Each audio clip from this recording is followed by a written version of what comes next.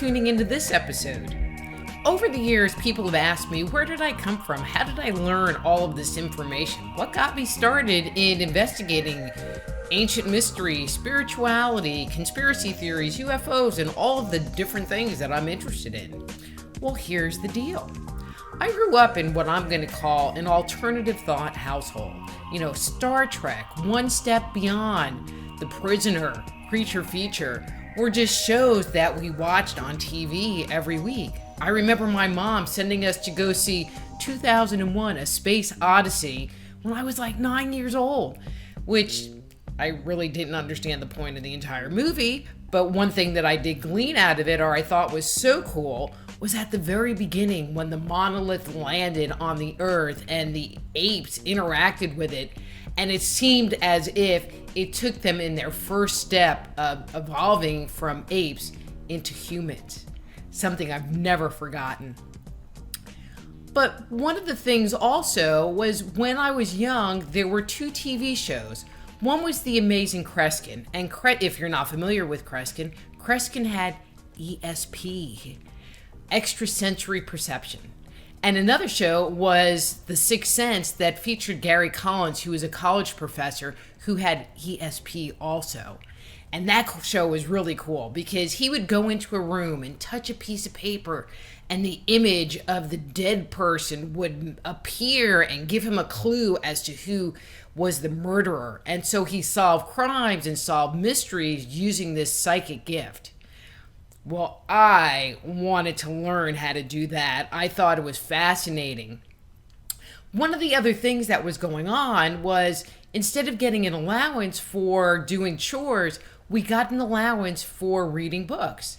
And I really wasn't interested in reading books like Nancy Drew or those types of nonfiction or fiction titles. I just really wasn't interested in fiction. I was drawn to the archaeology and anthropology department at the local library and read through those books, much to the chagrin of the teachers at the Catholic school.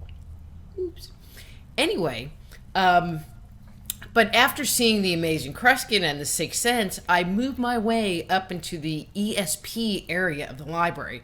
Now, granted, it was a very small section, and it was right next to the witchcraft section, which was really off limits. But I started reading those kind of books, and it was during an age where there was more and more material being released. There was books on philosophy, Carlos Castaneda, stuff. There was material to feed my mind.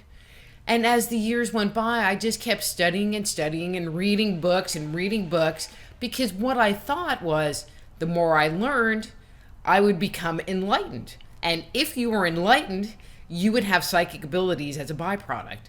And so that was my goal. It was to be enlightened. And so I read and I learned about astrology and numerology and tarot cards. And I felt like if I could memorize the tarot cards and do readings, I would certainly have ESP or be psychic. That didn't work.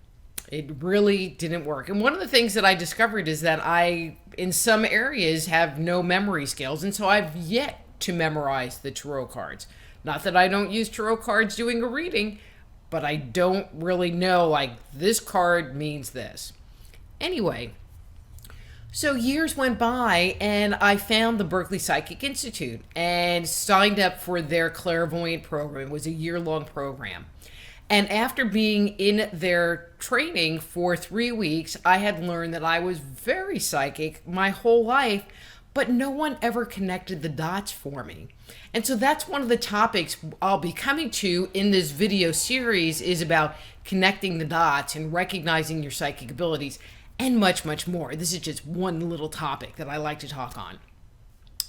But after studying at the Berkeley Psychic Institute and learning that I had psychic gifts and learned how to tap into them easily and be able to recognize what was going on, I ended up moving to Washington and was no longer able to study with them, and ended up going back to school, getting my Reiki Master certification, getting a hypnotherapy certification, and then ultimately being led to getting a degree as a naturopath, which is a holistic physician that works with people with non-invasive healing techniques such as herbs and supplements, energy healing, things like that. And then getting a PhD in natural health counseling, where my focus was how our thoughts and emotions impact our health. And so all of that has come together in my educational pursuits and my interest in the unusual. I grew up in a haunted house. I still have not let go of my love and desire for studying archaeology and anthropology and understanding why we do the things we do and who we are and where we came from. And so all of this has followed me from a very young age to where I am now. And so people think, well, how could you learn all of this material in 4 or 5 years? And it's not 4 or 5 years. This has been a lifelong pursuit of mine. And so it's from this body of information and from this body of material that I will be presenting these different episodes. So that's me. That's my story. I hope you liked it. And I am hoping that you will, if you have any questions or that you're looking to get answered, please drop me a note, because maybe your question will get featured on one of my upcoming videos. And don't forget to check out my other videos. Friend me on Facebook or share this video with your friends on Facebook, Instagram, or Twitter. So until next time, I'm Dr. Rita Louise. Be blessed.